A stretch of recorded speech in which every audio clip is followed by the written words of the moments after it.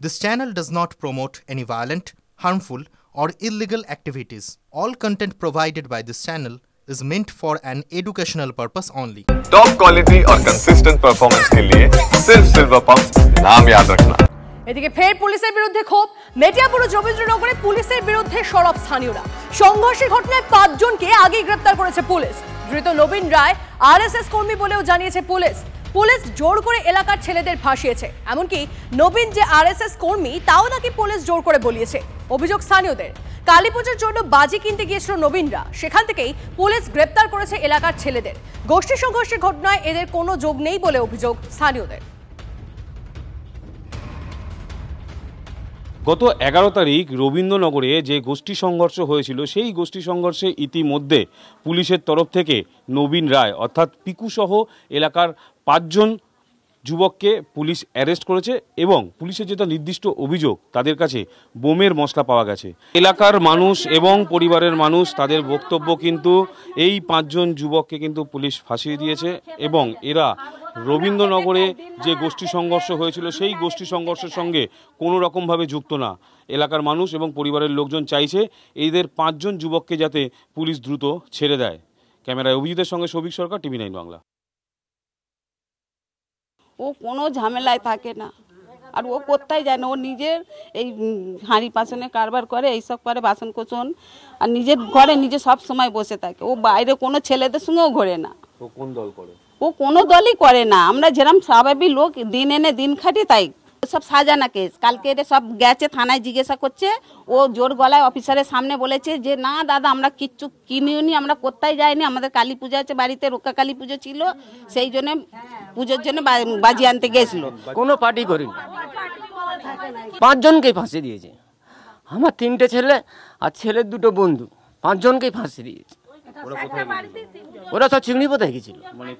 পুজো আমাদের বাড়ির পুজো ছিল ক্লাবে পুজো ছিল ওরা বাজি কিনতে গেছিল বাজি কিনতে গেছিল ওখান থেকেই তুলে নিয়েছে কারা তুলেছে ওই পুলিশরা তুলে নিয়ে গেছে তো সেদিন কি এই রবীন্দ্রনগরে ঝামেলায় কি আপনার ছেলে ছিল না না এরা কেউ ছিল না এরা সব কাজে গিয়েছিল ও খুবই ভালো ছেলে আমাদের পাড়ায় কোনো বিপদ আপদ হলে ও ছেলে আগে দৌড়ায় ওর মতন ছেলেই হয় না ও কোনো কিছুতে নেই ওকে পুরোপুরি ফাঁসানো হয়েছে কোনো ওরা যুক্ত নেই কোনো কিছুতে যুক্ত নেই ওরা কোনো দল করে না কোনো দল করে ওরা খুব ভালো ছেলে যদি আমাদের আধরাত্রে যদি কোনো বিপদ পড়ে কারো অসুখ হয়ে যায় ডাকলে সঙ্গে সঙ্গে ছুটে যায় ছেলেটা এত ভালো ছেলে এই নিয়ে বিজেপি জেলা সভাপতি সুকান্ত মজুমদার কি বলেছেন আপনাদের শোনাবো তার পাশাপাশি তৃণমূল মুখপাত্র তন্ময় ঘোষ কি বলেছেন শুনুন যে রামনবমীর মিছিলে নাকি ওই লোকটাকে দেখা গেছে সেই জন্য নাকি তিনি আরএসএস এর লোক আমি অবাক হয়ে গেলাম যে রামনবমীর অনেক মিছিল আমি উদাহরণ দিচ্ছি তৃণমূল কংগ্রেসে জয়েন করা কৃষ্ণ কল্যাণী রায়গঞ্জের রামনবমীর মিছিলে হেঁটেছেন তার কৃষ্ণ কল্যাণী কি আরএসএস এর লোক হয়ে গেলেন অদ্ভুত যুক্তি বিভিন্ন ক্ষেত্রেই আমরা অপরাধীদের দেখে থাকি যে তাদের পাড়ায় যথেষ্ট ভালো ইমেজ থাকে তারা অনেক সময়তেই পাড়ার লোকজনের হেল্প করে আরএসএস তো স্লিপার সেলের মতোই কাজ করে যার ফলে তারা সামাজিক কাজকর্ম করবেন এটা তো স্বাভাবিক এতে অস্বাভাবিকতার কি আছে আর এটাতে পুলিশ প্রশাসন তাদের মতো কাজ করছে এর সঙ্গে তৃণমূল কোথায় পেলেন যাকে দোষী মনে হয়েছে তাকে ধরেছেন এবং তার বিচার হবে আইন অনুযায়ী আইন আছে কোর্ট আছে আদালত আছে সেই আদালতে যদি প্রমাণ হয় যে উনি মুক্ত তখন এই প্রশ্নগুলো তো উঠবে এই মুহূর্তে আপনারা যে ছবি দেখছেন বাঁকুড়া সদর থানায় বিক্ষোভ দেখাতে হচ্ছে খুব সম্ভবত বিজেপির তরফ থেকে বিক্ষোভ দেখানো হচ্ছে কথা বলবো আমাদের প্রতিনিধি হীরক আমাদের সঙ্গে রয়েছেন হীরক ঠিক কি চলছে সেখানে একটু যদি জানো আপডেট দাও দেখো গতকালকে বিজেপির যে বাঁকুড়া সাংগঠনিক জেলা কার্যালয় সেই জেলা কার্যালয়ে পুলিশি হামলার প্রতিবাদে বিজেপির আজকে নতুনগঞ্জের যে জেলা কার্যালয় রয়েছে সেই জেলা কার্যালয় থেকে বিজেপি কর্মী সমর্থকরা তারা এই মুহূর্তে বাঁকুড়া সদর থানায় হাজির হয়েছে এবং বাঁকুড়া সদর থানার যে মূল গেট সেই মূল গেট কার্যত বন্ধ করে দেওয়া হয়েছে বিজেপির যে কর্মী সমর্থকরা রয়েছে সেই কর্মী সমর্থকরা জোর করে থানায় ঢোকার চেষ্টা চালাচ্ছেন এবং তাতেই কার্যত ধস্তাধস্তি শুরু হয়েছে এবং থানার যে গেট সেই গেটে এই মুহূর্তে কার্যত ধাক্কাধাক্কি করছেন বিজেপি কর্মী সমর্থকরা তাদের যেটা দাবি যে বিজেপির বাঁকুড়া যে জেলা সাংগঠনিক কার্যালয়ে গতকালকে অনধিকার প্রবেশ করেছে পুলিশ এবং ভেতরে ঢুকে কার্যত ভাঙচুর চালিয়েছে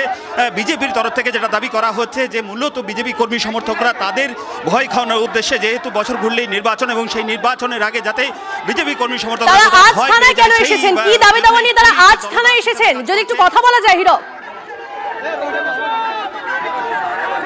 অবশ্যই অবশ্যই আমি কথা বলার চেষ্টা করব। এই জায়গায় যারা বিজেপি কর্মী সমর্থক রয়েছেন তাদের সঙ্গে আমি কথা বলার চেষ্টা করব। তাদের যেটা মূলত দাবি যে এই বিজেপির যে দলীয় কার্যালয় রয়েছে সেই দলীয় কার্যালয়ে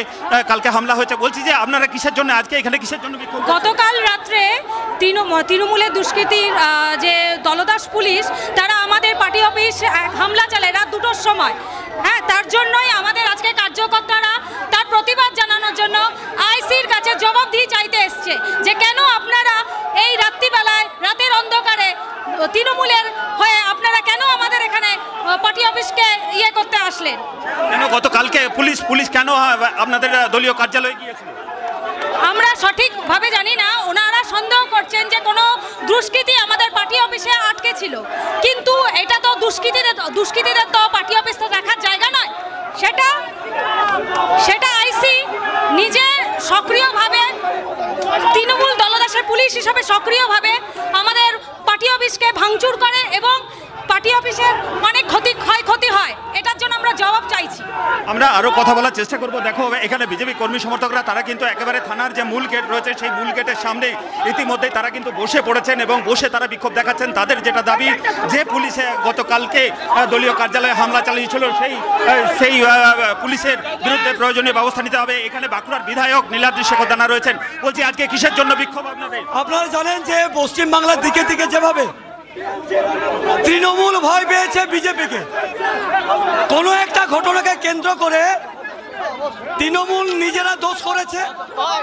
সেখানে নিরীহ টোটো চালক তাদের নিয়ে একটা আন্দোলন করছিল। বোঝা যাচ্ছে প্রতিবাদ হচ্ছে, প্রতিবাদ বিক্ষোভ চলছে বাঁকুড়া সদর থানার সামনে। অবশ্যই আমাদের নজর থাকবে। ধন্যবাদ হিরো।